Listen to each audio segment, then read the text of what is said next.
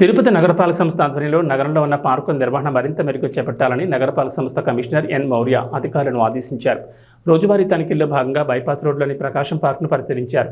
Park నిర్వహణ సరిగా లేదని, మరుగుదొడ్లు అపరిశుభ్రంగా ఉన్నాయని, త్రాగునీటి సౌకర్యం కల్పించాలని, ఆట వస్తువులు, ఓపెన్ జిమ్ పరికరాలు మరమ్మతులు చేయించాలని పలువురు వాకర్స్ కమిషనర్ దృష్టికి తెచ్చారు.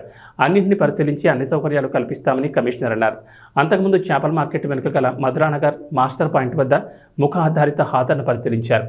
గైర్హాజరైన వారిపై చర్యలు తీసుకోవాలని హెల్త్ ఆఫీసర్ను ఆదేశించారు. చేపల మార్కెట్ వద్ద ట్రాఫిక్ జామ్ అవుతోందని, దుర్వాసన వస్తోందని ప్రజల ఫిర్యాదులు వస్తున్న నేపథ్యంలో ప్రత్యామ్నాయం కోసం పరిశీలన చేశారు. అన్నా క్యాంటీన్లను పరిశీలించి చిన్న మార్పులను సూచించారు. తీర్థకట్ట వీధి తదితర ప్రాంతాల్లో పారిశుద్ధ్య పనులు పరిశీలించి మరింత మెరుగ్గా చేపట్టాలని అధికారులను ఆదేశించారు.